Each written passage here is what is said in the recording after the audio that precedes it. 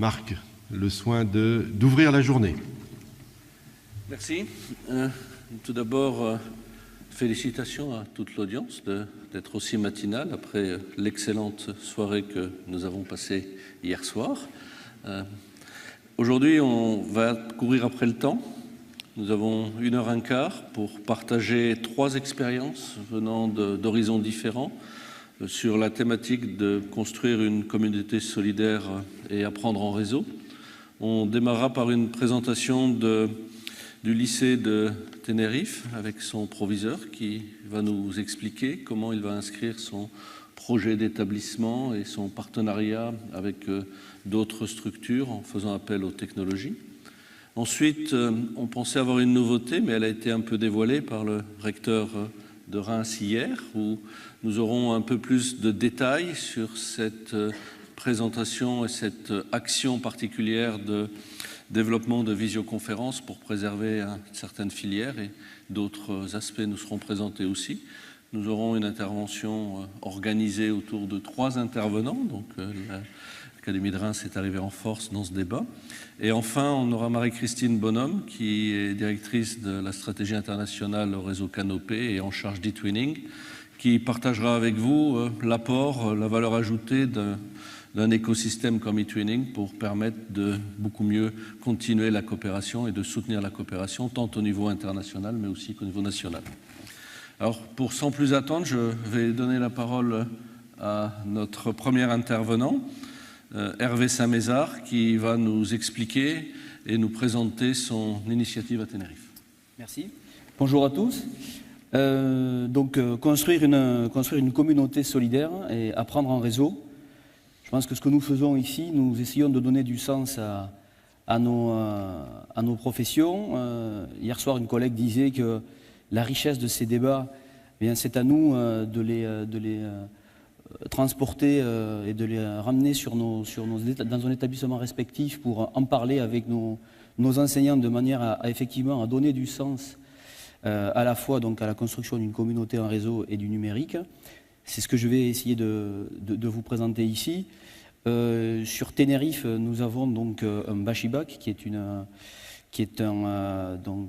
version espagnole donc, du baccalauréat. Nous sommes dans un contexte concurrentiel assez fort. Il y a en ce moment des lycées publics qui aussi présentent le Bachibac. Donc nous avons une très bonne coopération avec eux, comme l'a indiqué l'inspecteur général hier, et nous travaillons de concert. Cependant, mon voisin de l'île de Las Palmas a également la même problématique que moi, c'est-à-dire qu'il a un Bachibac. Il coopère lui aussi avec la Consejería d'éducation. Cependant, nous avons la nécessité de marquer notre différence, notre identité de lycée français. Donc nous avons pour cela une certaine latitude, grâce à nos professeurs qui ont des idées, mais nous travaillons, si je veux dire, chacun sur notre île. Donc le projet que nous souhaitons mettre en place, puisque c'est à l'heure actuelle un projet mais qui va voir le jour l'année prochaine, c'est donc effectivement d'établir un apprentissage en réseau entre nos enseignants de Tenerife, de Las Palmas, les élèves de nos 2 établissements respectifs. Donc comment concrètement cela va se mettre en place? Nous allons mettre en place d'abord un séminaire, ce qu'on appelle une hybridation, pour parler rapidement, permettre aux enseignants de se rencontrer sur une de nos 2 îles. Ça sera au mois de juin qui arrive, donc dans quelques semaines. Et ensuite, donc, nous allons mettre en place une plateforme commune, créer un projet de petits lycées virtuels sur lequel donc, nos enseignants vont partager les ressources qu'ils utilisent. Également, vont partager certains projets. Nous avons des projets d'appariement au niveau Bachibac pour le lycée de Tenerife, et le lycée de Las Palmas peut également s'intégrer dans ce type de dispositif. Donc pour nous, à travers des dispositifs tels que des plateformes Moodle, tels que des outils Google Drive ou autres, nous avons l'intention de permettre à nos enseignants, d'une part donc, de se rencontrer, je vous l'ai dit, début septembre, mais ensuite de travailler ensemble donc, via les outils techniques que nous pourrons leur mettre à disposition. Notre idée, c'est aussi je le disais tout à l'heure, d'insister sur notre spécificité, nous allons proposer, nous allons innover en termes de certaines propositions d'apprentissage, notamment, par exemple, la philosophie pourrait être faite en français, une discipline qui s'appelle langue universelle pourrait être faite dans 3 langues, l'économie pourrait être réalisée en anglais. Tout ceci pour montrer que le lycée français, les lycées français des Canaries, s'ils proposent un bachis-bac, ont aussi une plus-value. Donc même si nous continuerons bien évidemment à coopérer avec nos voisins espagnols des lycées publics, nous avons l'intention d'apporter une petite plus-value. Et donc pour ce faire, nous nous enrichirons de nos idées mutuelles avec mon voisin de Las Palmas et les collègues de Las Palmas. Donc c'est pour ça que tout à l'heure je disais construire une communauté, il faut d'abord effectivement convaincre nos enseignants, donc indiquer le sens de notre démarche pour ensuite partir sur un apprentissage en réseau efficient. Voilà rapidement brossé le projet de Tenerife et de Las Palmas. Peut-être une ou deux questions par rapport à votre initiative. Vous avez mentionné qu'il était important d'avoir l'adhésion des enseignants. Quelle démarche avez-vous prise pour organiser? Est-ce que vous avez déjà créé un petit comité pour réfléchir, pour définir les priorités par rapport au type d'enseignement? Comment allez-vous engager les élèves dans le cadre de ce nouveau travail collaboratif? Comment allez-vous évaluer un peu l'ensemble de ces dispositifs? Est-ce que vous pouvez peut-être nous apporter quelques éléments? Alors on sait que vous allez démarrer, donc, mais je pense que la préparation est quasiment aussi importante que le lancement. Tout à fait. Donc dans le cadre effectivement de la réécriture du projet d'établissement, nous avons inscrit cette démarche d'apprentissage en réseau.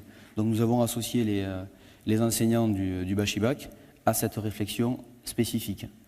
D'abord, ça venait aussi de leur part parce qu'il y a une crainte de voir des élèves qui quittaient notre établissement au profit des lycées publics espagnols. Donc ils sont assez mobilisés, très volontaires, très innovants pour proposer des projets. Nous avons constitué effectivement une commission là-dessus.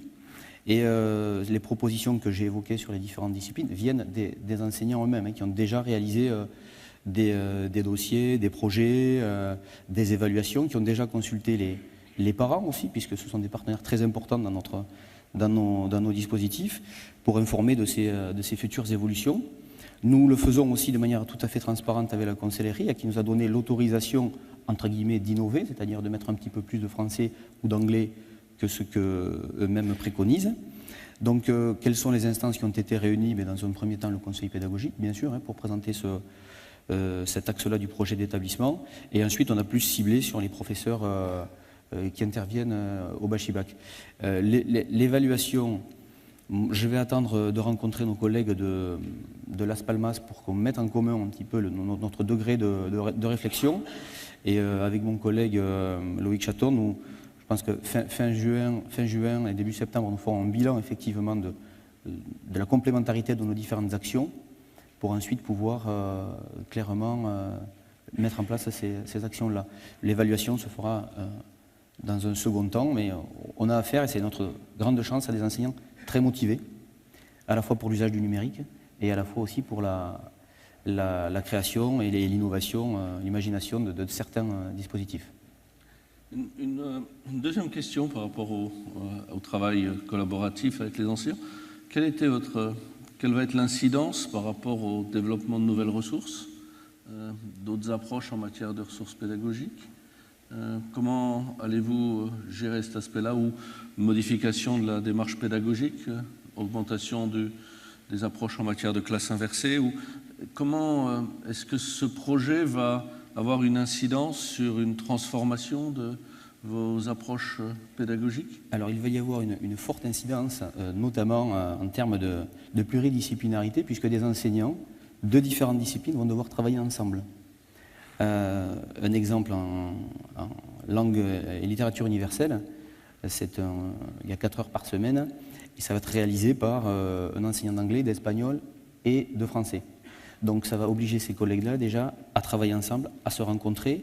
Dans l'emploi du temps, mon travail sera de mettre en place des moments où ces collègues pourront se concerter librement. En termes de ressources, ces derniers vont les construire. On est en ce moment sur un gros débat. Est-ce que chacun se répartit l'année ou est-ce qu'on intervient l'un après l'autre? C'est le débat qui anime en ce moment les collègues.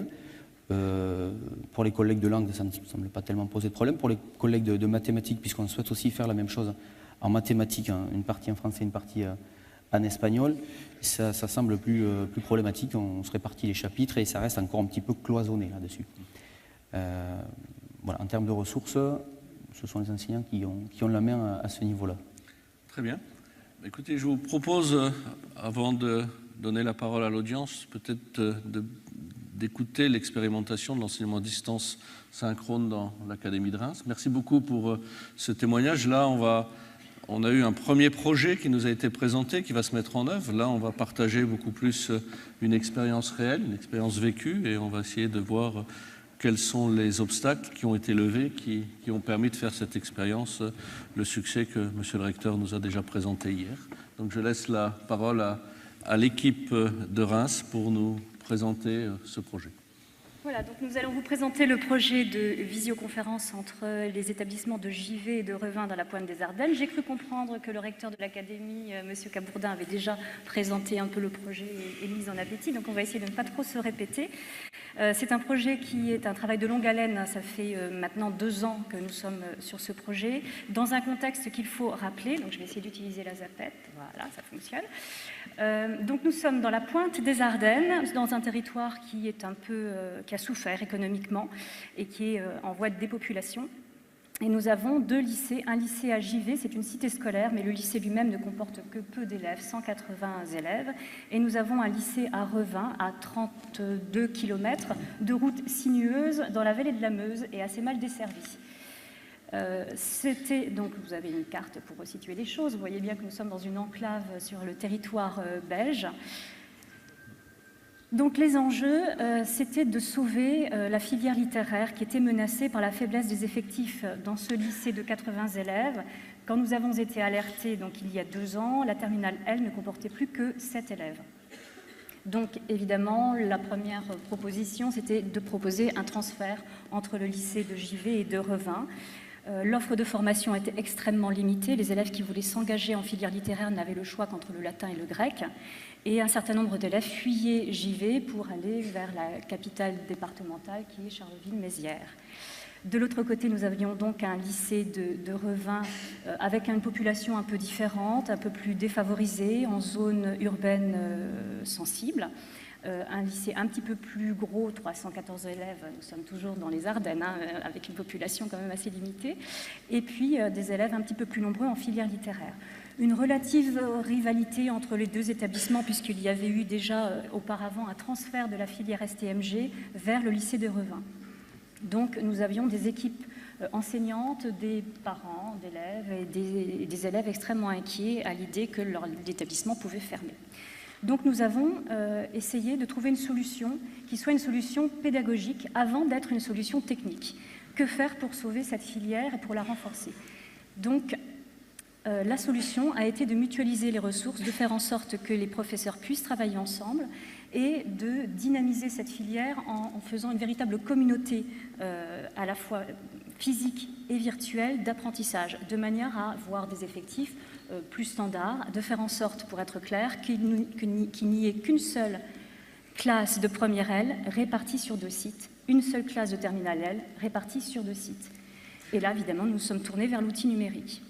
Donc l'enjeu premier, c'était de maintenir l'offre de formation, de faire en sorte que les élèves puissent continuer à suivre leur filière littéraire sans quitter leur territoire, en poursuivant le latin et le grec, en ouvrant le latin et le grec au lycée de Revin, de manière à ce que les 2 établissements puissent bénéficier des mêmes formations, mais d'enrichir également la formation de manière à rendre cette filière plus attractive, notamment en ouvrant en classe de première la langue vivante approfondie anglais qui n'existait pas, elle sera ouverte l'année prochaine en terminale, d'ouvrir l'enseignement de spécialité qui n'existe qu'en terminale, droit et grands enjeux du monde contemporain, et puis de réfléchir également à la mutualisation et à la visioconférence en classe de philosophie. Donc en terminale L, les élèves ont 8 heures de philosophie, et nous avons réfléchi avec les équipes de manière à ce qu'une heure soit délivrée en visioconférence une partie de l'année par le professeur de Revin qui prenait en charge les 2 groupes, une autre partie de l'année par le professeur de JV. L'heure qui était ainsi libérée a pu être, à moyen constant cette fois, donnée aux élèves de première de manière à ce qu'ils puissent bénéficier d'une heure d'initiation. On sait bien que la philosophie est une discipline qui fait parfois un peu peur aux élèves, qui effraie et qui arrive en terminale. Et puis, nous avons fait de ces 2 établissements, de cette expérimentation, un véritable laboratoire. Nous avons essayé de voir tout ce que l'outil numérique pouvait apporter en termes de pédagogie. Alors, en ce qui concerne la mise en œuvre, alors, nous donnerons des détails plus précis tout à l'heure. Le mieux, c'est peut-être de regarder à présent le reportage, de manière à ce que vous puissiez voir concrètement à quoi ressemble cette mise en œuvre de la visioconférence entre les 2 établissements.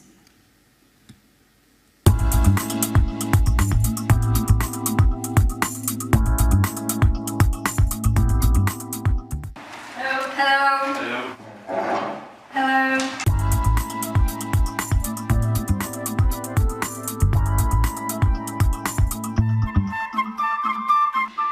Alors la visio a été mise en place entre les lycées de Revin et de JV pour permettre en fait d'étendre l'offre de formation pour les élèves des 2 établissements. En sachant que sur les 2 établissements, on a des filières où les effectifs sont faibles. Dans un premier temps, elle nous a permis d'ouvrir l'enseignement de spécialité droit grands enjeux du monde contemporain pour les élèves de terminale et d'ouvrir la spécialité langue vivante approfondie anglais pour les élèves de première. Donc si vraiment il n'y aurait pas eu le système de visioconférence, j'aurais dû partir dans des lycées qui étaient beaucoup plus loin que celui-là. Je trouve que c'est quand même une bonne chose pour nous parce que ça permet de garder notre filière, d'avoir des options en plus, de pouvoir suivre des cours qu'on n'aurait pas l'occasion de suivre si on n'avait pas cet outil.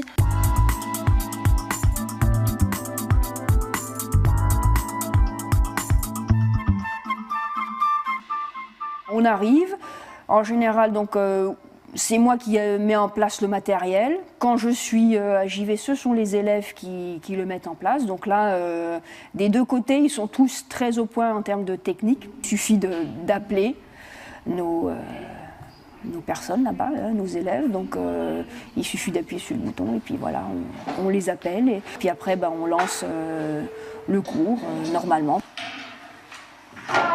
Hello everyone, how are you today? Hello. Hello. Why are you a small group yesterday? So I think I'm going to zoom to see you better. Okay, so let's go. So everyone's there in JV?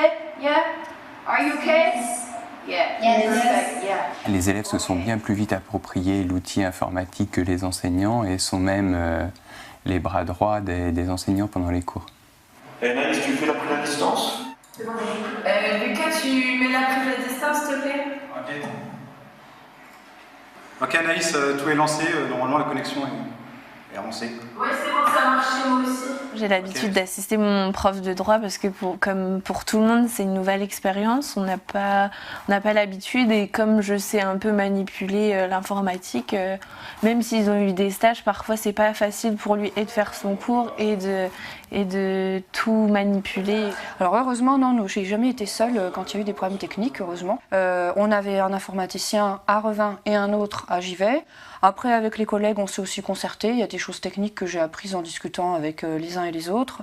Donc on a toujours eu un relais. À l'heure actuelle, pour mes cours de grec, je ne rencontre plus de problèmes techniques. J'y vais, on va dire, l'esprit libre de problèmes techniques.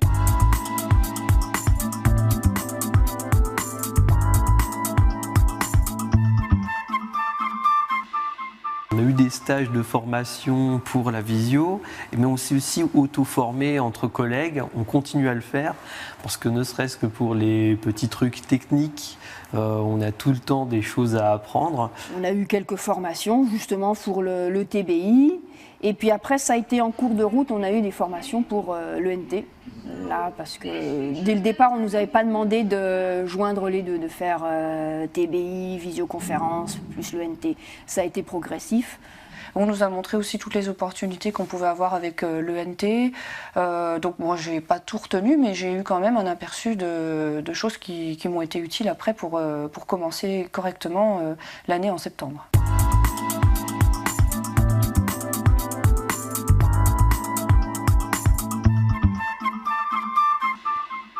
prise en charge d'une classe en visio demande plus de travail en amont et demande aussi une organisation qui est plus grande que pour un travail de classe. Moi j'aime bien que mes cours soient dynamiques, donc les élèves participent des deux côtés. Donc ça, dès le début, ça a été relativement facile à mettre en place, c'est-à-dire de ne pas tourner le dos aux élèves qui sont à JV ou inversement, c'est-à-dire d'avoir une bonne distance et puis d'essayer de faire en sorte qu'eux arrivent à se considérer comme un groupe. Je pense que pour les élèves, ça leur a donné un peu plus d'autonomie parce que comme je devais aussi passer du temps avec ceux qui étaient derrière l'écran, du coup ceux qui étaient dans la salle avec moi ont appris un petit peu plus à moins compter sur moi, mieux manipuler le dictionnaire, pas attendre que je sois toujours un peu sur leur dos pour travailler. Ça permet en même temps d'enrichir les enseignements parce que vous pouvez multiplier le nombre d'intervenants et d'enseignants. Dans ma matière, nous sommes 2 professeurs, donc sur la classe de terminale littéraire, on a pu proposer des études d'œuvres qui sont peut-être plus variées ou plus originales que s'il n'y avait eu qu'un seul enseignant. Pour l'instant, hormis le travail en équipe que l'on peut leur demander de façon distincte, chacun travaille de son côté sur quelque chose, après il se pose des questions, moi j'en suis que là. Bon, c'est peut-être pas si banal que ça finalement, mais bon, pour moi ça reste un cours de langue vivante, assez dynamique. Alors, pour essayer que les élèves qui se trouvent derrière la caméra ne se sentent pas isolés et pour capter leur attention, on multiplie les activités et je les sollicite régulièrement, donc soit pour répondre aux questions, donc ça permet vraiment de les incorporer dans la classe. Et l'autre chose en fait c'est le travail des élèves entre eux, puisque on leur a bien expliqué au début de l'année voilà, que maintenant ils allaient former une classe et j'incite les élèves de JV à répondre lorsque les élèves de Revin ne trouvent pas et inversement, et donc ça permet en fait de créer une interaction entre les 2 classes. L'interactivité en fait répond à ce point faible qu'est le manque d'attention, puisque littéralement ça nous réveille, ça nous remet un peu dans le jeu et justement on passe de l'état passif à l'état actif et on prend part au cours qui nous est extérieur du fait de cet écran, du fait de cette caméra. Ça reste aussi un enseignement à part entière parce qu'il est évalué, parce qu'il fait partie d'une moyenne. Peut-être qu'ils ont un premier temps de rejet ou d'un manque d'application, ça peut arriver, pourquoi pas, mais très vite ça reprend son cours normal. C'est-à-dire que c'est un cours classique avec des évaluations qui fait partie d'un programme de formation. Et là, très très vite, les choses reprennent leur place.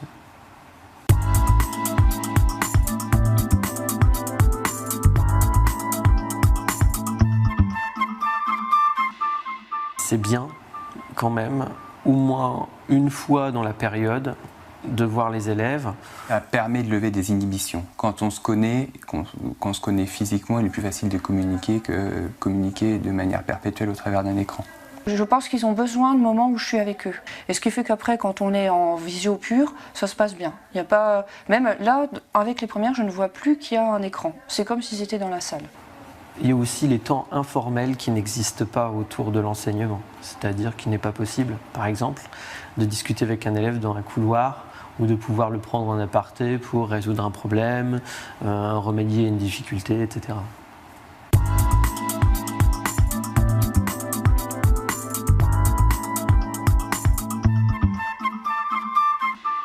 Le TBI, moi j'ai trouvé que c'était formidable parce que jusqu'à présent on avait en fait des tableaux à craie.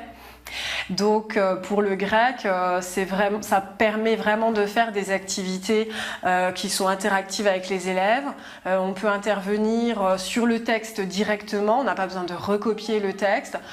Si on a une recherche à faire, un élève qui pose une question sur un sujet donné, on a accès directement à Internet. On peut faire une capture de ce qu'on a trouvé sur Internet, l'incorporer au document qu'on est en train de travailler pour que ce soit plus clair pour les élèves. Donc ça, c'est vraiment intéressant. Je pense que c'est ça qui est intéressant de pouvoir travailler et sur notre TBI à Revin et que les élèves de JV puissent intervenir sur notre tableau. Et aussi le fait qu'on puisse échanger sur le NT, s'échanger des fiches ou juste parler entre nous.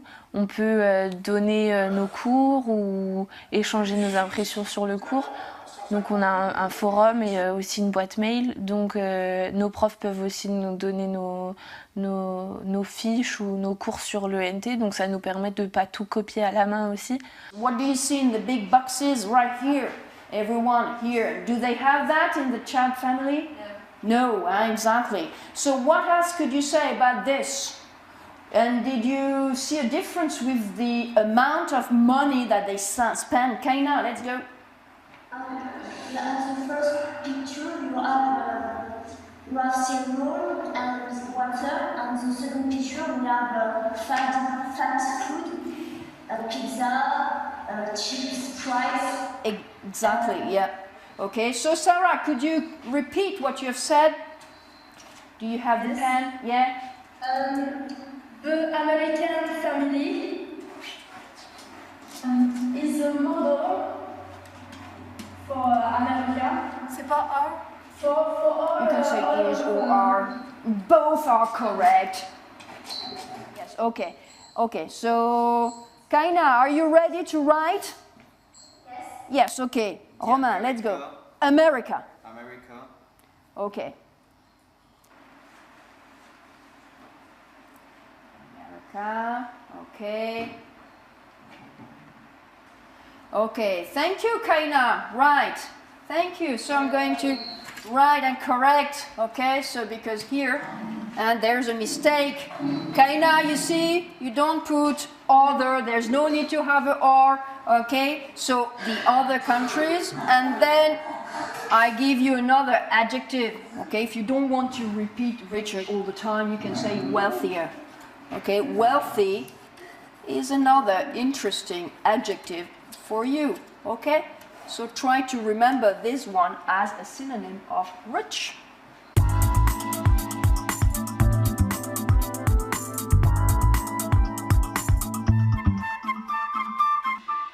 Il faut s'adresser à de faibles effectifs. Il faut qu'il y ait une connaissance entre les personnes des deux sites. Et tout l'intérêt réside dans les zones rurales où on a peu d'enseignants pour peu d'élèves, ce qui permet de mutualiser et de maintenir une offre des formations assez diversifiée. La mise en place de la visioconférence qui faisait peur de prime abord, après un an en fait de fonctionnement, a permis aux élèves de se rendre compte de l'enrichissement de l'offre de formation, et nous avons en fait cette année une quinzaine d'élèves qui ont demandé à entrer en filière littéraire. Donc ça n'a pas du tout empêché les élèves d'y aller. Au contraire, on a vu les effectifs cette année augmenter pour cette filière. C'est une expérience intéressante dont je n'ai pas encore réussi à sonder toutes les potentialités, notamment parce que ça s'associe à l'ENT. Et le déploiement de l'ENT est plus compliqué, plus long, parce qu'il y a plus de possibilités encore que la visio. Donc oui, je pense qu'il y a beaucoup de choses à faire. La première année de l'expérimentation s'est bien passée, elle a porté ses fruits, mais évidemment, ça demande à être repris et retravaillé, comme à chaque fois qu'on dispose d'une nouvelle technique. Maintenant, celle-ci est très riche.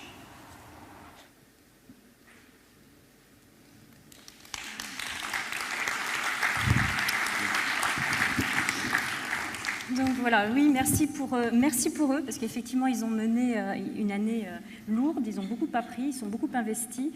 C'est une des conditions, on y reviendra, de la réussite d'un tel projet. Évidemment, il faut que les enseignants soient partie prenante.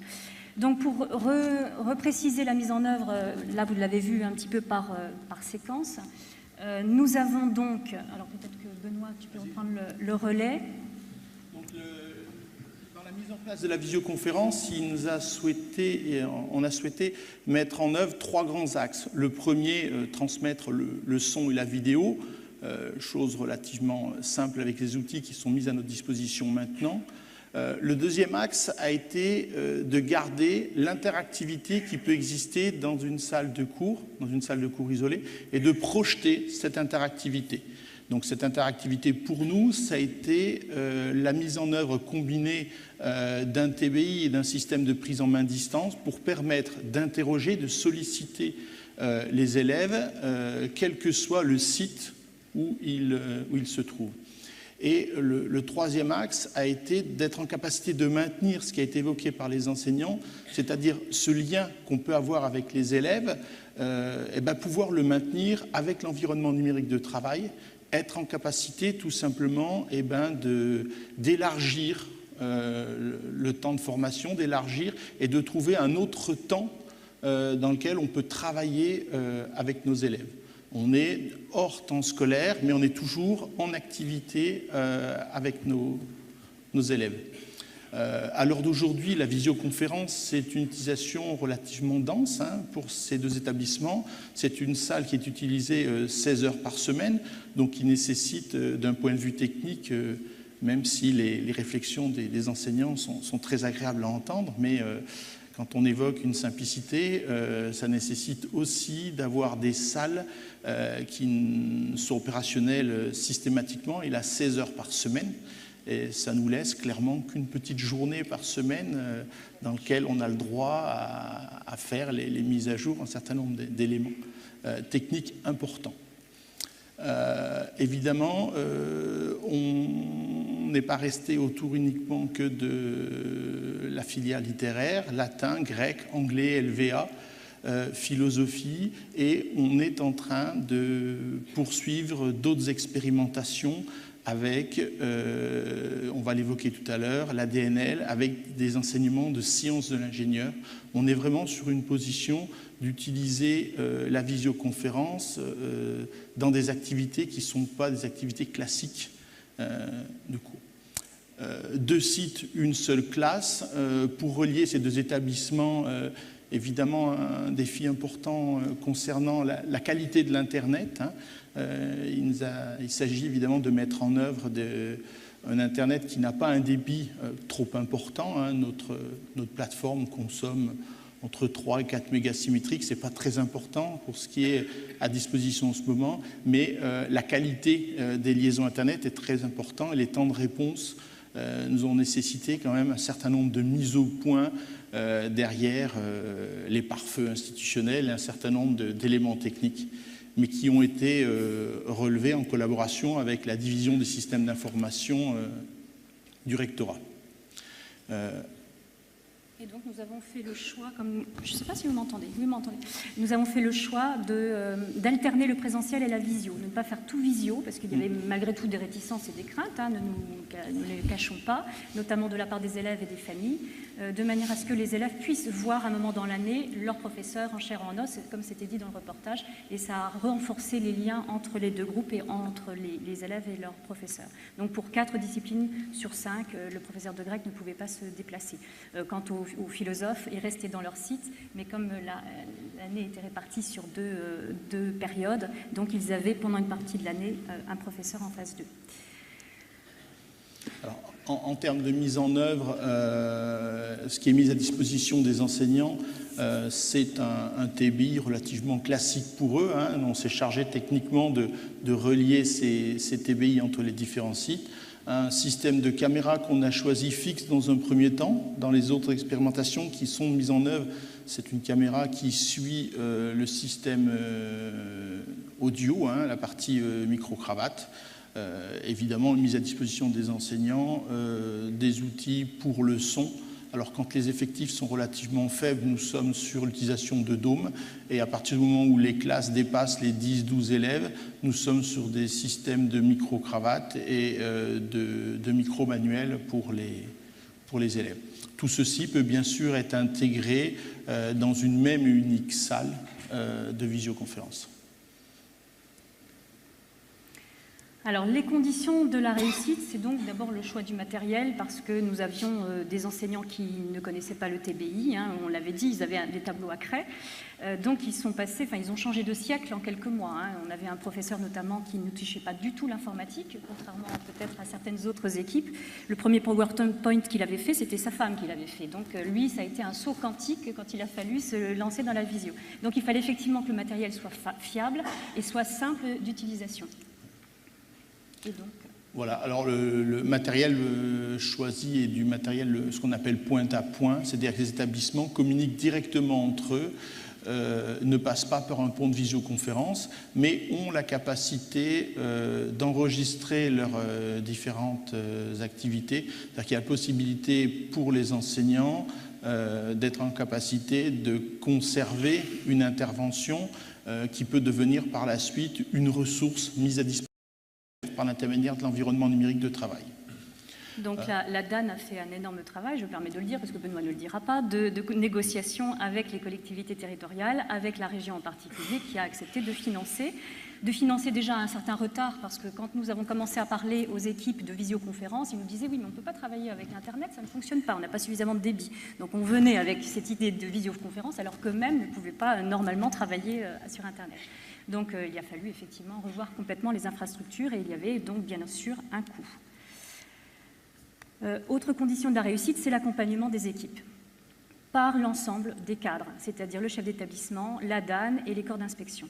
Donc dans le reportage, on vous l'a dit, il y avait des formations, il y a eu plusieurs journées de formation.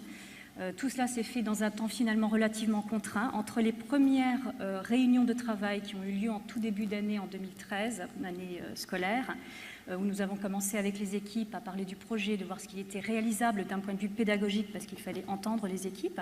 Il fallait aussi que les équipes se rencontrent. Or, ça n'était pas quelque chose qui était dans leur tradition de se rencontrer entre JV et Revin. Et puis, la mise en place véritablement de la visio, il s'est passé quelques mois, et donc le matériel est arrivé en fin d'année scolaire, au mois de mai-juin, et donc les premières formations techniques ont eu lieu en juin et début juillet, pour être opérationnelles à la rentrée.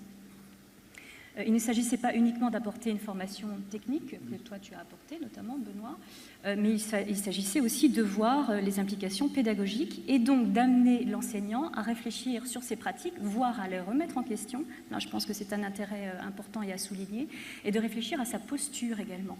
Posture, alors posture physique, positionnement physique dans la classe, on l'a dit, il ne faut pas tourner le dos à la caméra, il faut être capable de prendre en charge les deux groupes d'une manière simultanée et la plus naturelle possible, donc ça s'apprend, certains professeurs le faisaient plus naturellement que d'autres, mais ça le professeur devait réfléchir aussi à sa manière de transmettre. L'outil numérique oblige à revoir sa position. Le terme de visioconférence est d'ailleurs assez mal choisi, il ne s'agit pas évidemment de conférence, mais bien de mettre l'élève en activité.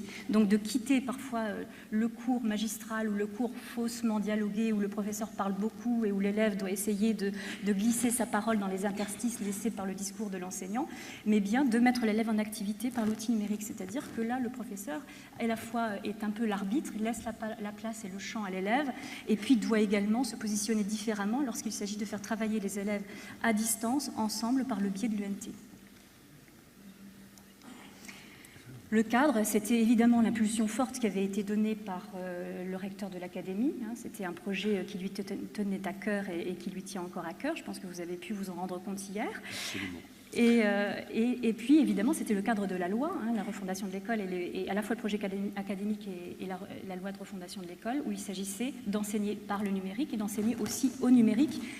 Donc, les professeurs ont eu des formations, mais les élèves aussi, maintenant, ont acquis un certain nombre de compétences qu'ils n'avaient pas et qui leur serviront dans leur vie d'étudiants et dans leur vie professionnelle. Ce qui nous amène à la plus-value du numérique. On le voit bien, la dynamique de classe. Quand une classe ne comporte que 5 élèves, il est assez difficile de susciter une véritable émulation et une véritable interaction. Là, nous avons des effectifs un peu plus standards, même si dans ces enseignements de spécialité, ils sont très peu nombreux, comme vous avez pu le voir. Un élève de grec d'un côté, 4-5 de l'autre. Nous avons pu constater, parce que nous avons accompagné l'équipe tout au long de l'année, il y a eu ces réunions préparatoires, nous avons fait des visites d'observation avec un débriefing, en essayant de voir avec les équipes comment améliorer encore cet enseignement. Et nous avons pu constater que les élèves participaient d'une manière plus active parce ils sont sous le regard de leur père, de l'autre côté de l'écran. Et puis ce qui était assez touchant pour nous, c'est de voir des élèves qui ne se connaissaient pas et qui avaient un certain nombre de préjugés, d'a priori, il faut bien le dire, ont appris à se connaître, à communiquer, à s'entraider. L'idée d'une véritable appartenance à une communauté d'apprentissage grâce à l'ENT, il y a effectivement un groupe classe qui s'est créé en première L et en terminale L. Anaïs le disait bien, il s'échange des documents d'un site à l'autre par l'ENT. Et puis, pour l'élève, il a évidemment gagné en autonomie, en initiative. On voit bien la jeune Anaïs parler de l'aide qu'elle apportait à son professeur de droit. Je l'ai vu faire, hein, les rôles étaient parfois inversés. C'était elle qui lui disait « Monsieur, le stylet, il faut bien le replacer, sinon il ne va pas surcharger ». Donc, elle coach un peu son professeur. Et puis, l'élève est davantage acteur de ses apprentissages. Il gagne en autonomie en travaillant aussi personnellement en classe, mais aussi à l'extérieur de la classe. Et puis donc c'est une manière de le préparer à sa vie professionnelle. Au début, ils étaient un peu attentistes, hein, ils étaient un petit peu inquiets. Il y avait un préjugé face à la visio. Et puis petit à petit, ils ont vu l'intérêt de travailler de cette façon et l'intérêt pour la préparation aux études supérieures quand ils se retrouvent parfois dans des amphis. Alors les perspectives, en termes d'effectifs, Madame Mahou, le professeur de grec, l'a dit, nous avons a priori 14 élèves ou 15 élèves qui veulent s'inscrire à JV, donc nous passons de 5 à 15, ce qui prouve bien que ça n'a évidemment pas effrayé les élèves, au contraire, il y a une certaine attirance pour l'outil aujourd'hui. À Revin, les effectifs sont stables, donc pour le moment, on peut dire que le premier objectif qui était de renforcer la filière a été atteint. En termes d'enseignement, le dispositif va être étendu. On va mutualiser les classes euro-allemand et euro-anglais. Et puis, on va étendre l'enseignement des langues anciennes à la classe de seconde. Il va y avoir aussi, ça n'est pas sur la diapo, en terminale, l'enseignement de spécialité, enfin, la littérature va être prise en charge en visio également, avec un partage de programmes sur les deux sites. En termes de pédagogie et d'apprentissage, il y a encore du travail. C'est-à-dire que là, il y a eu beaucoup de progrès de fait de la part des enseignants qui se sont emparés de l'outil, qui ont beaucoup travaillé, qui ont beaucoup collaboré entre eux. Ils le disaient, hein, ils se sont formés aussi entre eux. Il y a encore un pas à franchir pour aller plus loin, de manière à passer du travail coopératif au véritable travail collaboratif. Hein. Le professeur d'anglais le disait très clairement, les élèves travaillent par groupe, mais par site. Nous aimerions qu'ils puissent collaborer d'un site à l'autre, en utilisant davantage les potentialités de l'UNT. Et puis passer véritablement de la coopération, c'est-à-dire un travail où chacun fait sa part et puis ensuite il y a une sorte de mise en commun, à un véritable travail collaboratif où chacun va apporter ses compétences dans le but d'une production commune, en utilisant peut-être d'autres outils que pour le moment ils n'utilisent pas. Je pense notamment au PAD, hein, c'est un outil qui est encore nouveau pour les enseignants, qui permet de travailler à 4 mains, à 6 mains, à 8 mains, et de véritablement produire un document, un texte, le fruit de recherche. Ce que nous aimerions aussi, pour le moment ça n'est pas encore fait, c'est d'exploiter davantage la pédagogie différenciée grâce à l'UNT. De faire en sorte que les professeurs, parce que pour le moment ils se sont emparés de l'UNT, ils déposent un certain nombre de ressources que les élèves vont chercher, les élèves déposent des ressources sur l'UNT, mais nous aimerions qu'ils puissent proposer des parcours plus individualisés pour les élèves. Voilà. Ce qui nous semble important aussi, c'est que les élèves gagnent encore davantage en autonomie en allant chercher ce dont ils ont besoin sur l'UNT. Je pense que c'était la dernière diapo. Non, il y en a encore une. Est-ce que c'est tout? Dis-moi, Benoît, est-ce que j'ai oublié quelque chose d'important? Non, c'est tout. Vous allez peut-être avoir des questions, donc ça me permettra de me relancer si j'ai oublié des choses. Et puis nous allons donc passer, à moins que vous ayez des questions sur JV Revin, à l'expérience qui est un petit peu différente entre l'établissement de Langres et celui de Troyes. Alors dans une deuxième partie, cette année, en début d'année, nous avons dû faire face à l'absence d'une enseignante d'économie-gestion enseignant en DNL espagnol dans le sud de notre académie. Et nous avons souhaité, avec monsieur le proviseur, être en capacité de proposer, de maintenir cet enseignement à un groupe de 5-6 élèves du lycée Denis Diderot de Langres. La difficulté étant que l'enseignement DNL, économie-gestion espagnol, le nombre d'enseignants à nos dispositions est relativement faible. Nous avons sollicité une enseignante de Troyes. Donc ça fait environ un petit peu plus d'une centaine de kilomètres de l'établissement d'origine pour intervenir auprès de cette classe. Nous sommes dans la mise en œuvre cette fois d'un outil plus léger, d'un outil de webconférence qui nous permet évidemment de maintenir les axes que l'on a évoqués tout à l'heure, que sont l'interactivité, la mise à disposition du son, de la vidéo et de l'environnement numérique de travail, mais nous sommes sur quelque chose de bien moins lourd techniquement. et tout simplement parce que le volume horaire est de 1 heure à 1 heure et demie par semaine, donc un volume horaire relativement faible. Donc cette partie d'expérimentation est là pour valider le deuxième outil de visioconférence, la webconférence, qui est, elle, basée sur un pont de visioconférence, donc quelque chose qui est logé dans le cloud, comme on dit, et qui permet une interaction rapide entre différents sites. Je vais laisser la parole à Monsieur Lesage qui va présenter la partie expérimentation de l'établissement.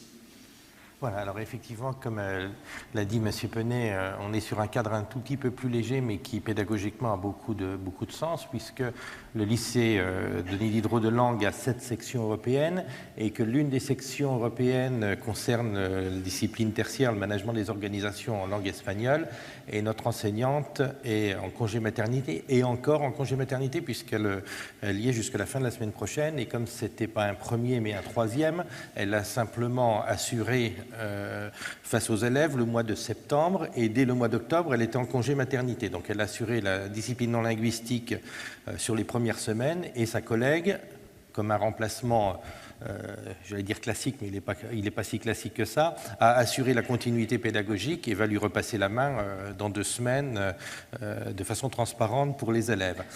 Comme l'a dit M. Penet, le nombre d'enseignants qui possèdent cette habilitation-là est assez limité, et c'est un enseignement d'1 heure par semaine, donc faire venir quelqu'un avec un déplacement un peu plus d'1 heure aller, un peu plus d'1 heure de retour pour 1 heure de cours n'est pas très efficient, et donc la visioconférence était particulièrement pertinente en la matière. C'est dans ce cadre-là qu'elle a été mise en place. Alors pour un nombre d'élèves qui est de l'ordre de 10, il est un petit peu plus important que cela, mais il est de l'ordre de 10. Le premier cours a eu lieu en présentiel, comme Madame l'inspectrice l'a dit tout à l'heure. Effectivement, c'est quelque chose d'important pour qu'un certain nombre d'éléments puissent se tisser, et c'est le seul qui a eu lieu en présentiel. Elle n'est pas revenue sur le site, elle n'en a pas éprouvé la nécessité, nous non plus, mais j'allais dire c'est complètement transparent. Les cours se sont déroulés depuis, et pour avoir assisté à quelques cours, à quelques morceaux de cours, j'ai eu à chaque fois l'impression qu'on aime bien quand on rentre dans une salle de classe, c'est-à-dire celle de déranger. C'est-à-dire qu'il y a une telle osmose entre l'enseignant et les élèves qu'au moment où on arrive, on voit que pendant une fraction de seconde, on essaye que ça ne soit qu'une fraction de seconde, on casse quelque chose. Et j'ai vraiment eu à chaque fois que je suis, chaque fois, il n'y en a pas eu tant que ça, mais chaque fois que je suis entré dans la salle de cours, cette impression-là. Un collègue tout à l'heure disait que c'est un cours qui redevient un cours classique. Je crois que c'est même beaucoup plus qu'un cours classique. L'attention des élèves, elle est majeure, elle est un petit peu induite d'ailleurs par le positionnement qui est conforme à celui qu'on a vu à l'écran, où on est, en première ligne, un petit peu comme on construit maintenant les cours de langue, on n'est pas les uns derrière les autres. Donc il y a la relation de proximité, mais de fait, les élèves sont particulièrement attentifs à ce qui se passe sur l'écran, puisque c'est leur seul point de référence. Et à partir de là, ça impacte complètement la relation entre le prof et l'élève d'une façon claire.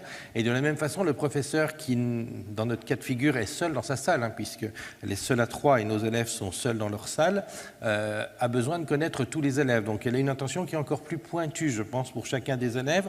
Et l'interaction, la sollicitation des élèves, elle est encore plus constante, parce qu'elle a besoin de pouvoir mettre une réalité pédagogique derrière chaque élève.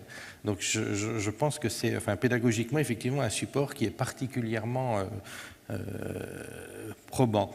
L'utilisation du TBI, de la même façon, rend le cours particulièrement actif et permet à l'enseignant de vérifier très concrètement ce que les élèves sont capables de produire à un moment par écrit, même si dans le cas de la DNL, l'oral reste le support privilégié. Donc c'est vraiment d'une façon, claire, un support pédagogique qui est particulièrement intéressant.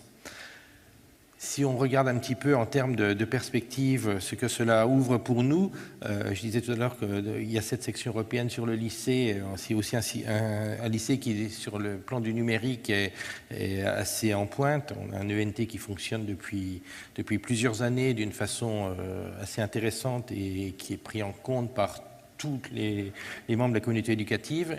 j'entends aussi bien évidemment les parents dedans qui l'utilisent très régulièrement, et puis les élèves bien évidemment qui retrouvent dans les échanges avec les enseignants tous les supports dont on a besoin, y compris d'ailleurs pendant les week-ends et les vacances qui perdent un petit peu de leur sens initial. Si c'est le papa qui parle quelques instants pendant les vacances, mon fils a plusieurs fois demandé des renseignements à ses professeurs qui les lui ont donnés, pas parce que c'était le fils du proviseur, mais parce que c'est tout simplement l'habitude, j'allais dire, dans le lycée. Donc ça renvoie aussi à d'autres représentations quelque part. Mais donc c'est un lycée, j'allais dire, où la partie numérique est fortement présente. Donc on est en train, en termes de perspective, d'imaginer, alors c'est pas encore complètement en place, on est en train de mettre cela en place avec les services rectoraux et M. Penet en particulier, mais la problématique du lycée de Langres, c'est un lycée qui a 1000 élèves et qui ont de bons, sinon de très bons résultats, mais Langres est intégré dans une très belle zone campagnarde, mais quand même une zone assez rurale. Ce qui fait que la proximité des établissements d'enseignement supérieur se joue en kilomètres et surtout en temps de route. Or, un des éléments sur lesquels on se penche, et j'en reviendrai sur un deuxième après, c'est la liaison entre le lycée et l'enseignement supérieur. Et on est en train d'essayer de voir comment on peut mettre en place, sur des temps du type la pause méridienne, sur le mercredi après-midi, sur des temps construits par le proviseur adjoint dans l'emploi du temps, des possibilités de mise en place synchrone entre quelques élèves de chez nous et quelques étudiants qui restent à identifier, c'est en cours, de façon à se mettre en place un tutorat direct. Et de cette façon-là, on met en place la liaison avec le supérieur et on abolit l'une de nos difficultés, c'est le temps de route aller-retour. Donc c'est en place. De la même façon, dans le cadre des sections européennes et d'une façon plus générale dans le cadre du lycée, nous sommes en train, depuis cette année, de basculer vers quelque chose qui devrait être déployé complètement dans 3 ans, c'est-à-dire l'objectif que l'on s'est donné, c'est que 100% des élèves aient 1 ou 2 correspondants en langue, quelque part en Europe, sinon quelque part dans le monde. C'est déjà le cas pour un tiers des élèves. eTwinning est d'ailleurs, dans ce cadre-là, un des supports privilégiés que l'on a, et ça montre toute sa pertinence. Bien évidemment, l'étape suivante, et j'espère qu'elle sera là dès septembre, elle est déjà en partie avec quelques pays de l'Est, mais ce n'est pas si simple à leur niveau, donc on est en train de travailler là-dessus, et de pouvoir mettre en place des relations directes en visio, soit de classe à individuelle, les 2 pistes sont poursuivies, de façon à ce que les relations, enfin le travail pédagogique autour des langues et des sections européennes et d'une façon générale de l'ouverture linguistique du lycée ait une prise très concrète et que la langue devienne ce qu'elle doit être, c'est-à-dire un outil de communication immédiat entre 2 personnes quelque part sur la planète. On n'en est pas encore là, mais je pense qu'en septembre, on en sera là. C'est en tout cas l'objectif. Merci beaucoup pour cette présentation. Moi, j'aurais simplement une seule question avant de donner la parole à notre dernier intervenant. En quoi votre démarche d'intégration de la visioconférence a modifié vos modalités d'évaluation au niveau des élèves? Alors, je prends la parole. La modalité d'évaluation, pour la plupart des enseignants, est restée pour le moment identique. Et c'est en ce sens que nous devons travailler davantage pour que l'utilisation de l'ENT soit également valorisée, y compris dans l'évaluation. Nous sommes dans une phase encore d'appropriation de l'outil, du mode de fonctionnement, de l'enseignement. Nous arrivons peu à peu à cette idée d'évaluation des élèves. Ce qui est certain, c'est que la participation active de l'élève est valorisée par l'enseignant. Après, on essaye aussi, du point de vue pédagogique, de travailler différemment, notamment en philosophie, où le cours était quand même très, très magistral. C'est quand même une tradition en philosophie, de faire en sorte que le professeur puisse utiliser une pédagogie inversée, de manière à fournir un certain nombre de documents, voire de notions un peu complexes, et d'en débattre en classe. Donc, d'évaluer aussi l'appropriation de ces notions par les élèves, de manière à pouvoir avancer d'une manière plus active en cours. Donc, tout ça, c'est une démarche que nous allons mettre en place en fin d'année, puisque nous allons faire un bilan et voir comment les professeurs ont réfléchi également au mode d'évaluation. Il y a une enquête aussi de menée auprès des élèves par les établissements, les élèves qui vont évaluer l'enseignement qui leur a été dispensé par visio, les conditions de travail. Donc nous sommes en phase là d'évaluation de la première année. Merci beaucoup.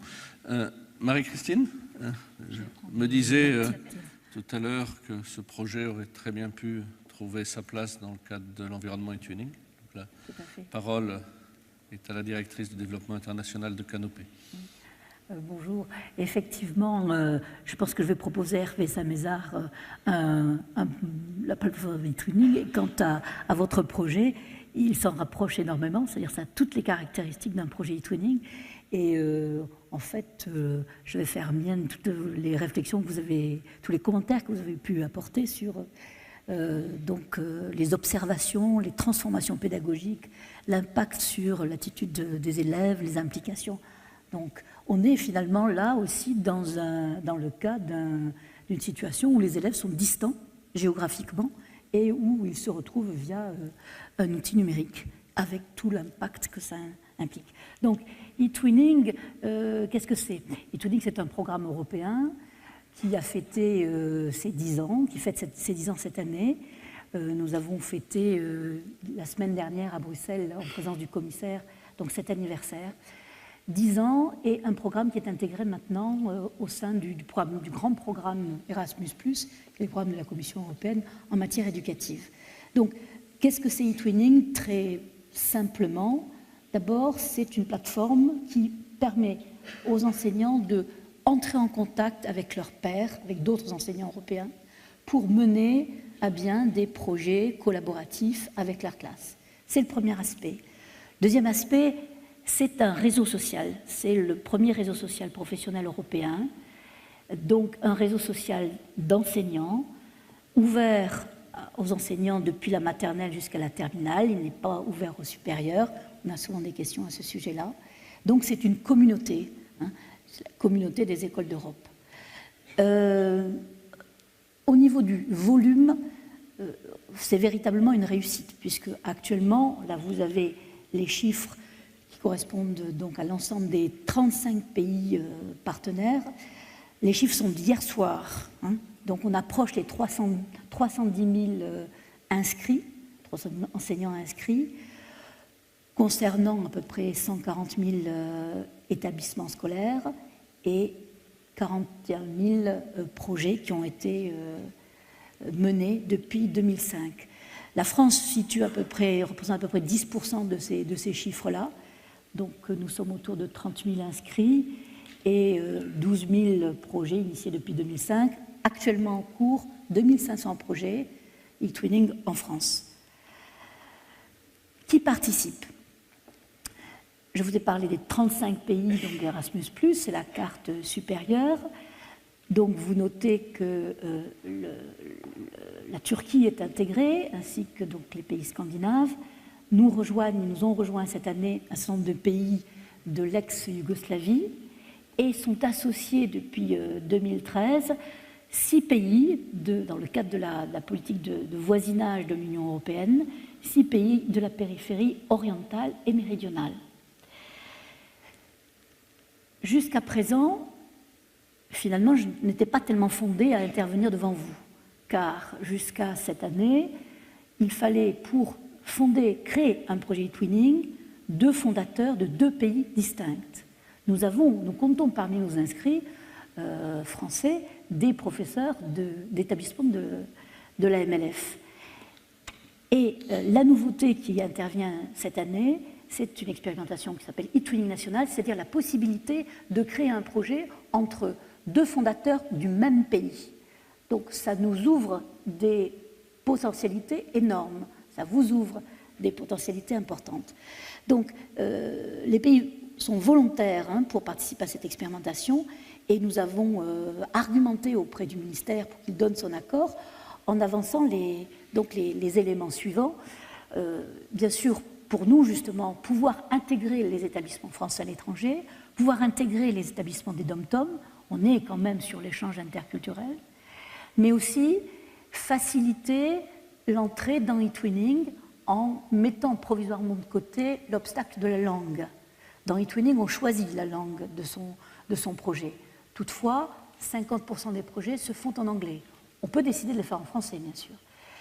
Donc, pour essayer d'entraîner et de vaincre un certain nombre de réticences, notamment dans le premier degré, eTwinning National peut donc aider à avancer. Faciliter aussi l'entrée de projets avec des pays hors Erasmus+, car il y a une possibilité, à partir du moment où donc, deux membres, deux professeurs ont fondé un projet eTwinning, ils peuvent, à l'intérieur de leur projet, donc à leur projet est ouvert un petit ENT sécurisé que nous appelons le Twin Space, et ils ont la possibilité d'inviter n'importe quel partenaire dans ce Twin Space. C'est-à-dire, vous pouvez inviter n'importe quel professeur de n'importe quel pays dans le monde. Donc, ces possibilités rendent tout à fait pertinent peut-être votre entrée dans eTwinning. Actuellement, nous avons 70 projets nationaux parce que nous avons fait peu de communication autour de cette possibilité et nous les regardons à la loupe et nous avons là des situations extrêmement intéressantes. C'est-à-dire se sont saisis de cette opportunité, de cette possibilité des professeurs dans des situations que nous n'avions pas imaginées et qui sont très intéressantes. Par exemple, parmi ces 70 projets, il y a des projets entre conseils de vie et de la vie lycéenne. Des projets entre des délégués de classe de différents établissements. On a des projets qui regroupent un collège avec les écoles de son secteur. Donc, on a des projets donc, qui, en fait, contribuent au travail intercycle.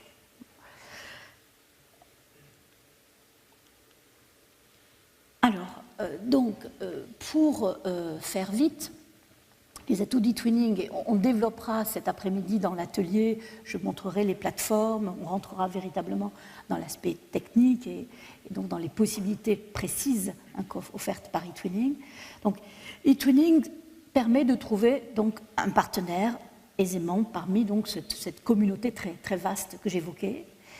L'outil est gratuit, donc on est à l'intérieur d'Erasmus+, mais c'est le programme qui est gratuit tout simplement parce qu'il ne donne pas de financement. Extrêmement souple, un projet eTwinning, les professeurs le formatent, le dessinent à leur gré. C'est-à-dire qu'ils décident la durée du projet. On peut faire un projet eTwinning pour 15 jours, 1 an, plusieurs années pour des projets récurrents. Donc avec le nombre de partenaires que l'on décide, donc véritablement on adapte à son besoin. Et on peut tout à fait utiliser la plateforme eTwinning et les outils eTwinning en appui de notre projet. Le travail sur la différenciation pédagogique. On a parmi nos utilisateurs d'eTwinning beaucoup de professeurs de lycées professionnels ou qui ont des élèves un peu difficiles, dont la motivation est à réveiller. Et là, en mixant les groupes classes, en créant des binômes transnationaux, on peut travailler de manière plus précise la différenciation pédagogique et en travaillant par projet. Bien sûr, c'est l'ouverture internationale, mais vous en êtes véritablement l'incarnation. Toutes les disciplines sont concernées, premier et second degré. Donc, pour rester dans la problématique de notre table ronde, je me suis interrogée sur quelle est la plus-value pour l'établissement d'un projet eTwinning. Grosso modo, un projet eTwinning, c'est 3 choses. C'est l'articulation entre la pédagogie de projet, avec tous ses avantages, son intérêt, des outils numériques variés. Ils sont proposés par l'écosystème d'eTwinning, et le support d'un échange à distance. Et d'un échange à distance, si possible, avec un autre pays. Donc, à l'intérieur d'un projet eTwinning, les TIS, l'apprentissage des langues, tout cela prend sens, car se situe vraiment en situation. L'élève travaille sa langue étrangère parce qu'il doit répondre à son partenaire, à l'autre élève de l'autre classe qui attend sa production et avec lequel il travaille pour une production commune. Pour le professeur, si on veut aller très vite, on constate une évolution, une transformation des pratiques pédagogiques. Et nul besoin d'être de projets extrêmement compliqués ou d'être un professeur tout à fait innovant, un geek, etc. On voit dans eTwinning des professeurs tout à fait qui se dépeignent comme ordinaires, c'est-à-dire souvent modestes, mais qui transforment complètement leur pratique via le projet, donnant de la place à leurs élèves,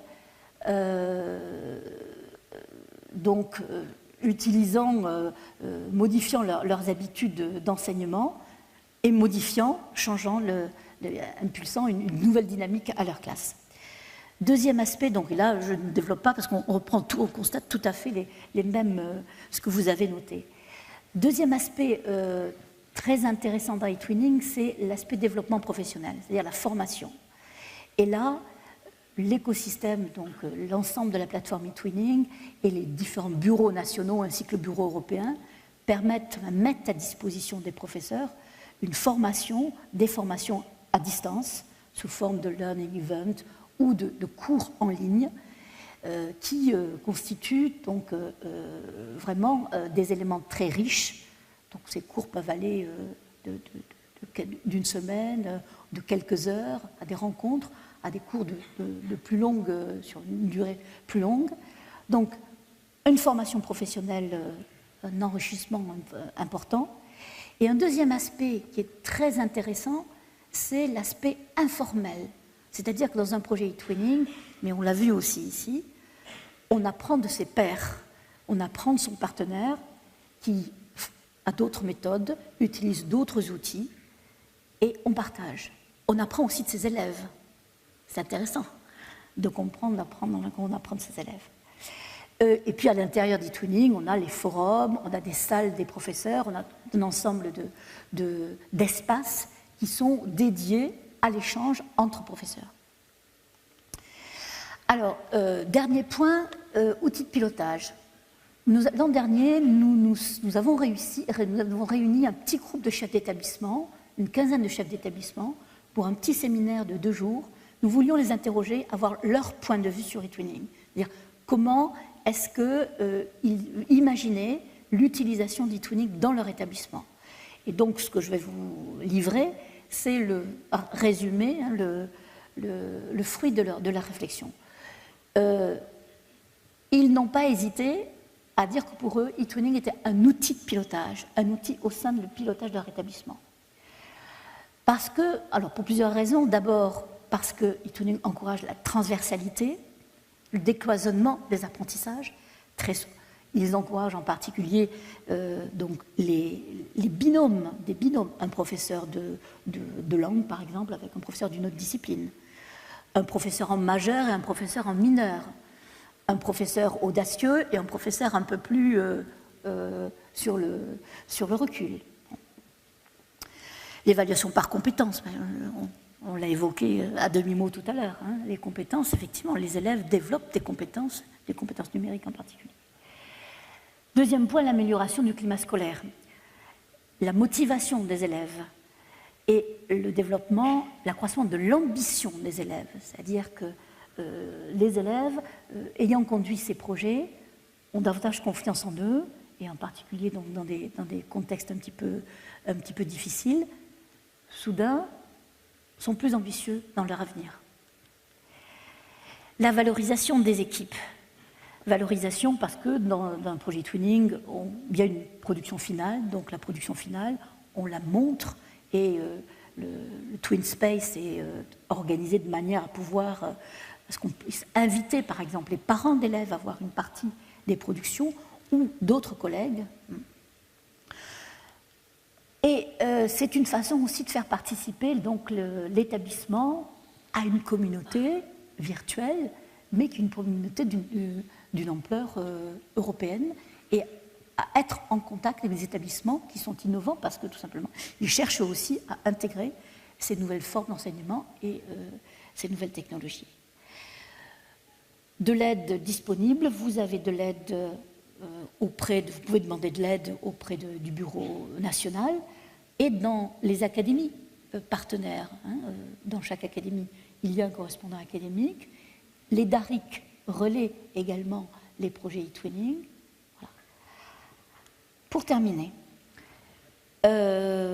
voici une très belle carte donc, qui vient. Alors, elle date de quelques années, mais elle plaît beaucoup au professeur d'histoire-géographie que j'étais. Et donc, cette carte, vous avez les points lumineux représentent les inscrits d'e-twinning. Et vous voyez qu'on arrive à une masse critique qui permet de dessiner la carte de l'Europe. Ça, c'est le premier aspect. Alors, vous voyez que, je dis qu'elle date d'il y a 3 ans, cette carte, puisqu'on ne voit pas les pays de l'ex-Yougoslavie. Effectivement, il y a un petit trou noir, il n'était pas inclus actuellement. Puis, le deuxième aspect, vous voyez les traits, les tirets représentent, les traits lumineux représentent en fait l'activité des twin space, l'activité des desktops, c'est-à-dire des outils personnels, des bureaux personnels numériques des enseignants, les liens avec d'autres partenaires ou d'autres échanges européens. Donc vous avez là le poids, finalement la réussite, le succès de ce dispositif et en même temps cette notion de communauté, de réseau social active. Voilà, je vous remercie de votre attention, j'espère que je n'ai pas été trop longue. Non.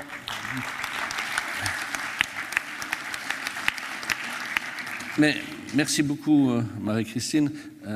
Je remercie aussi les intervenants. Nous sommes à l'heure, nous avons démarré à 9h moins le quart. Il est 10h, il reste simplement 2 minutes pour conclure.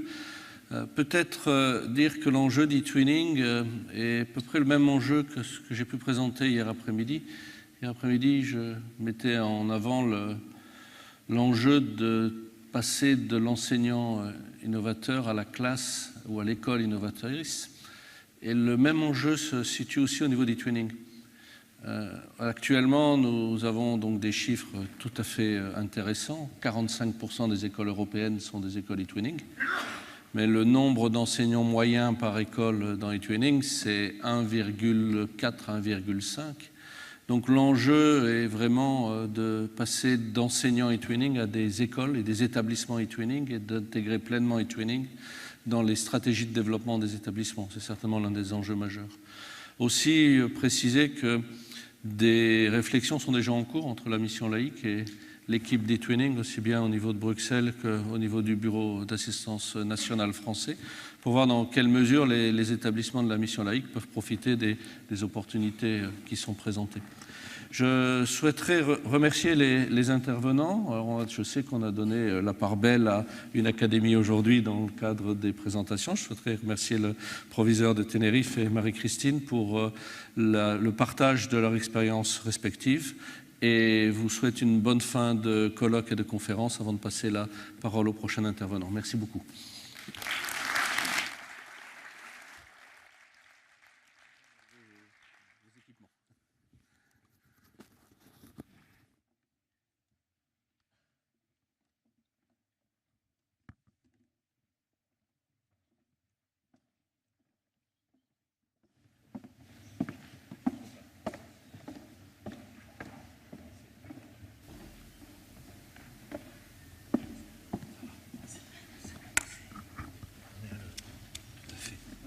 Voilà, construire une communauté solidaire, c'était bien le titre, et la mission laïque française avec ses partenaires n'a pas d'autre ambition. Travailler en réseau, vous l'avez vu, les initiatives existent déjà et nous souhaitons, on l'a évoqué hier aussi, développer davantage de travail collaboratif entre nos établissements. Les petites structures, les plus grandes, chacun peut y trouver son compte. Notez surtout qu'un certain nombre de ces projets évoqués hier, ce matin, en plénière, sont retravaillés plus précisément en atelier à partir de 11h à 15h dans les 2 temps d'atelier de la journée, que ce soit sur les projets e-twinning, que ce soit les projets avec le CNED, associant le CNED, projets de plateforme collaborative entre établissements qui sont sur des mêmes problématiques d'enseignement à distance avec le CNED, des projets e-twinning. Marie-Christine Clément-Bonhomme l'a dit, elle anime un atelier cet après-midi. Il reste de la place, puisque certains n'étaient pas tout à fait inscrits. N'hésitez pas à rejoindre cet atelier cet après-midi. Merci à vous. Je cède la parole bien volontiers à Jean-François Cerisier, que nous pouvons remercier de nous faire l'honneur de sa présence ce matin. Merci beaucoup. Bonjour à toutes et bonjour à tous, que je ne vois pas du tout avec ces spots très violents. Merci à Jean-Christophe Debert et à Michel Bure de leur invitation. Merci, c'est beaucoup mieux comme ça, je vous aperçois maintenant. Et non, c'est de nouveau très fort, c'est pas grave. J'ai changé l'intitulé de ma présentation, mais pas son contenu. Je l'ai changé à l'occasion de l'interview